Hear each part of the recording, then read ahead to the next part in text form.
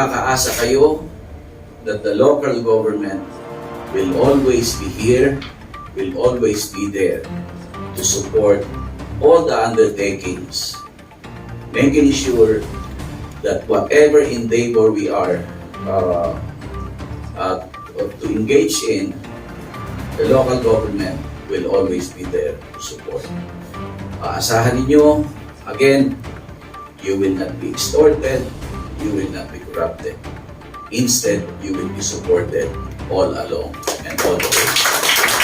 Sa wakas ay mariresolba na rin ang problemang kinakaharap ng mga membro konsesyonaryo ng Prime Water sa NWD dahil sa kakulangan ng supply ng inumin tubig sa Camarines Norte.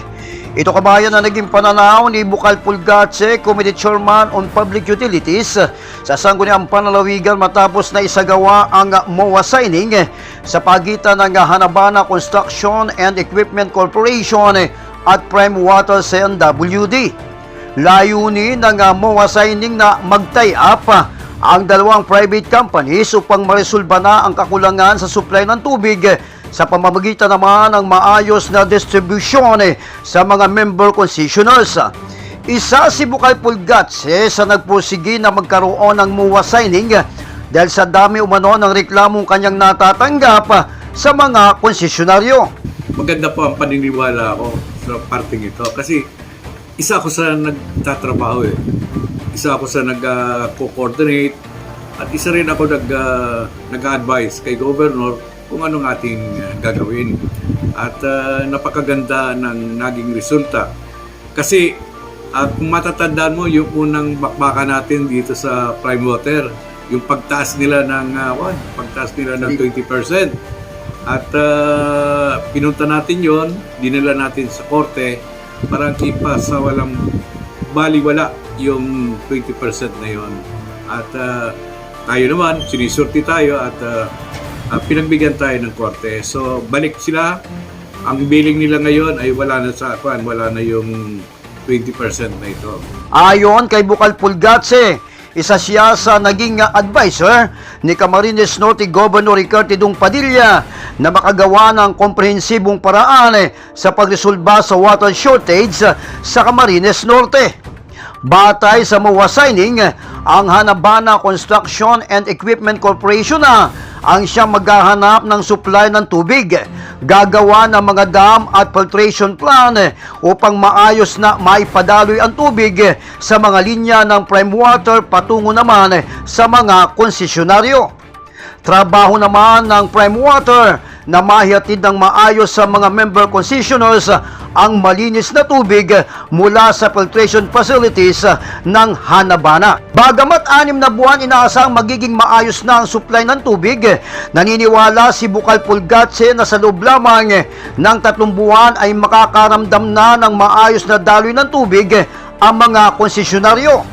Sa katunayan, 5 malalaking tangke na ang dala ng Hanabana na ikakabit sa tabi ng filtration facility ng Prime Water upang magbigay ng supply ng tubig sa mga tubo ng Prime Water mula sa mga water resources ng Hanabana na katulad ng Barangay Lidong, Barangay Uliba at Barangay San Pascual sa bayan ng Basud at bahagi naman ng coastal areas sa bayan ng Mercedes, kasama na ang ilang bahagi ng barangay sa bayan naman ng San Vicente.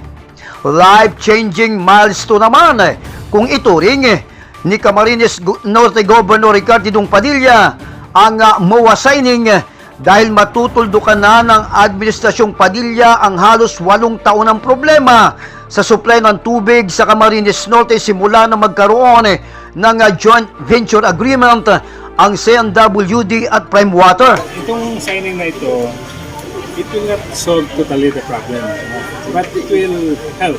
It will help, shall we say.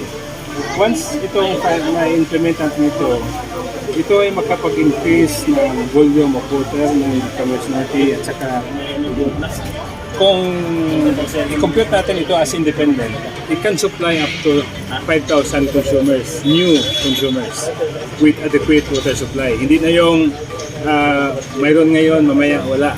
Continuing supply yan. ng additional 5,000 consumers. Yung filtration system natin, mayroon kasing measurement itong kalabuan ng tubig. Yung filtration system natin, kaya i-filter yung up to 3,000 NTU. In layman's language, in our eyes, pag tingnan natin yung water is kulay tsokolate na yun. But kaya pa natin i-filter yan. Hanggang ganun kalabo yun. So, walang interruption. Bagamat hindi direktang sinabi ni Hanabana Construction and Development Corporation Vice President for Business Development Ramonito Saguksok na 100% na mariresolba na ang problema sa tubig sa lalawigan ng Camarines Norte. Siniguro naman ito na malaking kaluwagan sa supply ng tubig sa Camarines Norte ang pagpasok ng Hanabana bilang katuwang ng prime water na siyang tutuldok sa krisis sa tubig sa lalawigan. Maganda po sana ang layunin, kaya lang po sana wag mauwi sa muwasayning na naman na kami hirap na sa tubig. Kasi talagang wala pong dumarating. Napupuyat na po kami halos. Dito po nagpagawa na kami ng para magkaroon kami ng tubig. Wala po talaga. Sana po magandang layunin na yan. Sana matupad. Komentaryo naman ng ilang member concessioners, wag anya sana nga maging mawasayning na lamang ang lahat upang maresolba na ang problemang kinakaharap sa tubig ng lalawigan ng Camarines Norte. Yan ang balita para sa RMTV News Online. Ako si Lino Malabanan, ang inyong responsabling mamamahayag.